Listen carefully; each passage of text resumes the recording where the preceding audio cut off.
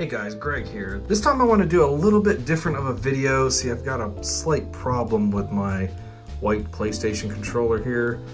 This button in particular, it's very hard to depress. And I don't know, I think it might have some gunk stuck in there or something. As you can see, these other buttons perfectly fine, but this one just doesn't work. So I'm gonna have to open this sucker up and clean it out. Now I have a set of screwdrivers just like this one, but I can't find the other ones. This is the only one I can find. So I had to actually go out and buy a brand new set of screwdrivers, and this thing, geez, has a lot of stuff here. Check this out. So yeah, it's got this little thing on the front here. You just push this button. Whoa, and it pops open and you get all these bits right here. It's kind of funny that I noticed right here in the front, I don't know if you can tell, but that's got like the Apple logo right there. So I guess these are for like opening up Apple iPhones or Apple iDevices or whatever. I don't know. But yeah, it's a pretty good little kit. I got it for 10 bucks off of Amazon. And this is not a paid endorsement. I don't have any sponsors or anything. Okay, so it would appear that the PlayStation is using some really tiny Phillips heads in there. So I'm gonna go ahead and start opening these up. But before I do that, time for some Junior Mints. You want some? Who's gonna turn down a Junior Mint? It's chocolate, it's peppermint, it's delicious, it's very refreshing.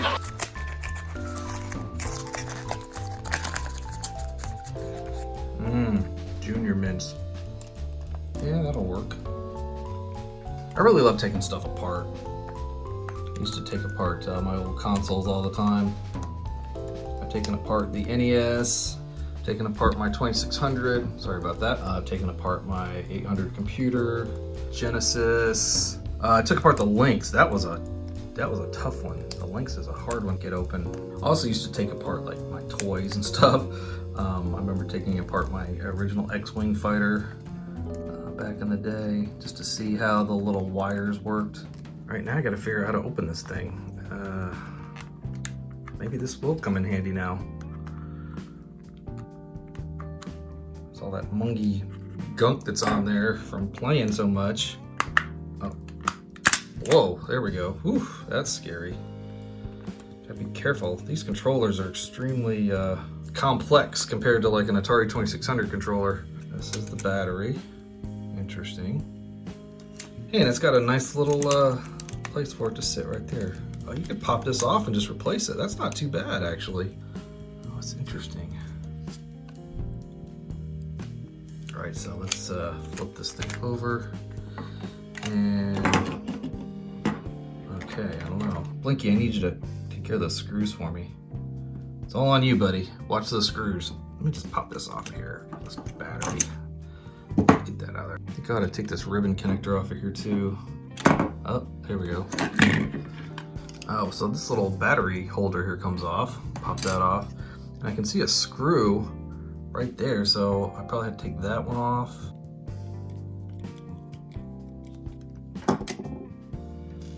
It's like something holding it up at the top here. It's hard to get to. There we go. Put this up here like that. Of course, I have no idea what I'm doing. I'm just dismantling a controller. It's just jammed in there. It doesn't want to come out.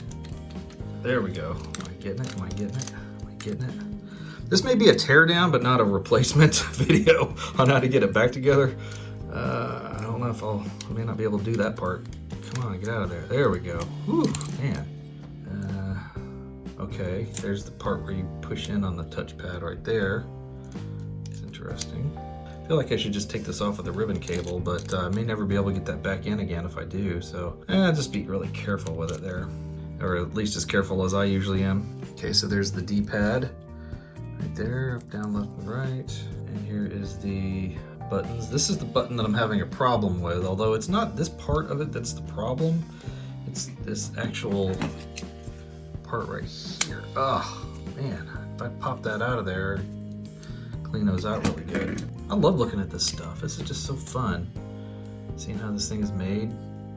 All these little chips and things here, the circuit board. What is this? Is this like the accelerometer or something like that? So as you tilt it, it's supposed to register. I guess it's kind of tilting as I'm turning it, right? Yeah, that's cool. Again, it's kind of a feature that they haven't really used that much in the PlayStation controllers. A little bit, but not a lot. Listen to that. Shouldn't be doing that. Should be nice and quiet. See this one?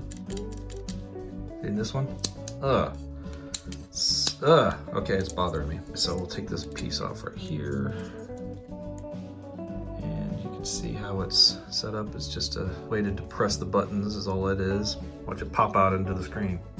Oh, I guess what I'll have to do is just kind of clean it around the edges a little bit and probably clean right in here and there as well, just so that it's nice and good. All right, so now what I'm going to do is take a little bit of my isopropyl alcohol here and just put it on this little cleaning cloth, and we're gonna clean this up really good so that it hopefully won't stick anymore.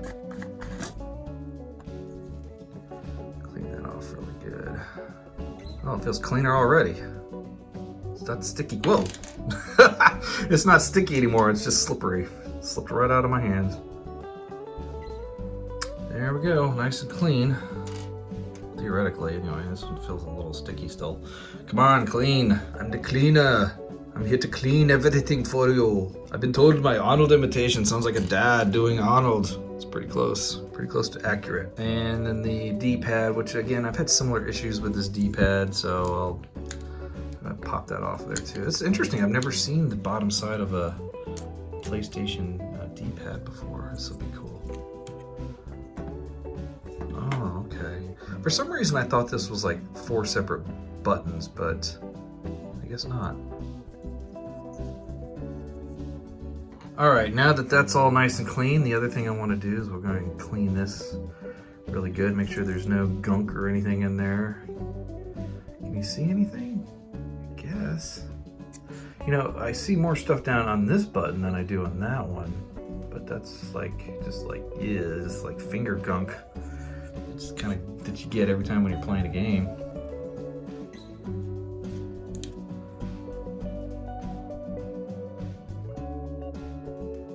Oh, it smells like a doctor's office. You ever notice that? Your doctor's office always smells like alcohol. Not the kind you drink, of course. The kind you use to clean things. That's pretty good. Let's go ahead and put the D-pad back in place. It doesn't really matter which way I put this in here, I presume. I don't think it's gonna matter. Just put that in there. And then the same thing for this piece. I don't think it matters how it's aligned. Up is down, down is left, up is right.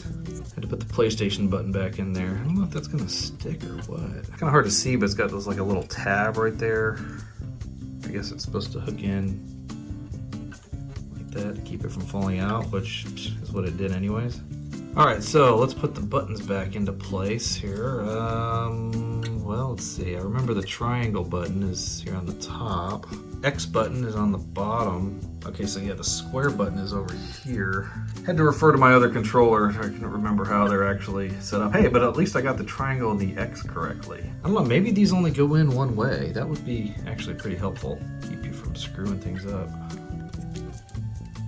That feels better, but still not as jiggly as the other ones. I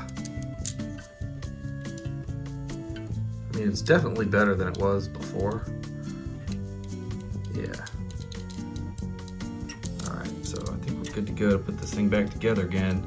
Yeah, that should be challenging. And all I gotta do is just kind of gently force this thing back into place. How that touchpad goes. Does it go over top or underneath? There's this little bar right here, so I can't remember how the touchpad, if it goes on this side. It's got to go on the outside of this thing. See, this is why I said this may not be a putting it back together video. It may just be a tearing it apart, because this is the hard part, getting it back together again. Okay, so this has been a huge pain in the butt. I had to take this ribbon connector off here, and as you can see, I still haven't reconnected it back into the board yet. but trying to get this to work, it's very difficult trying to fit that on there while it's still connected. So I just finally gave up and just popped it off, and hopefully I can just like drop it right back into that connector. Get in there. Fortunately, they give you this little flap of extra there to give you the ability to push down into it. So yeah, I finally got it hooked back in there again. But man, that is a pain in the butt getting that touchpad back in there again. Wow. I try not to tighten it too much. I don't want to break the circuit board at all. So that just fits right back on there pretty nicely, actually. There we go. That's nice. I didn't know you could replace the battery in here, so when these finally die, I'll go ahead and swap them out. Shoot, now I got another ribbon cable I gotta hook in. I forget where this goes. Alright, so I figured out what this little thing is for.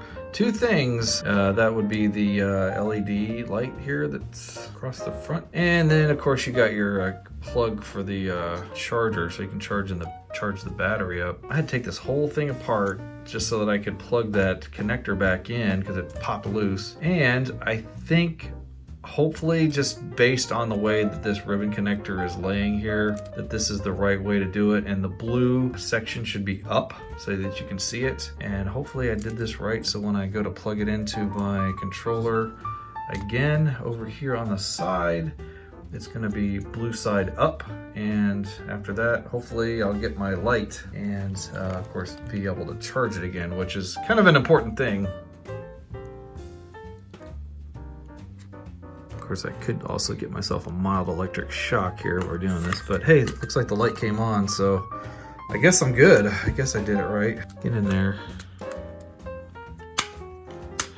Man, I long for the days of the old Atari 2600 controllers that were just one button and a couple of directions. All right, I think I got it. Whew, man, that was scary for a second. I didn't think I was gonna be able to get that. All right, looks like it goes left, goes right, goes up, goes down. This looks like it still works. Up, down, left, right. So I guess the only way I'll know if this actually works right is if I actually play something. So we'll give Sonic Mania another shot here. Seems pretty good. Go Sonic, go Sonic. Oh no, don't go up there.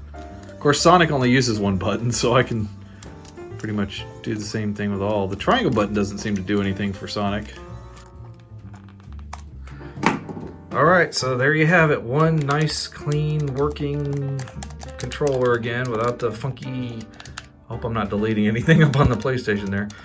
Controller. So anyway, thank you all for watching. If you have any ideas on how I could have done this better, I'm sure there's probably a million ideas on how to take apart a PlayStation controller better than the way that I did it. Just go ahead and leave your comments down below and we'll discuss it. Anyway, thanks for watching. Have a great day, and remember to keep classic gaming alive.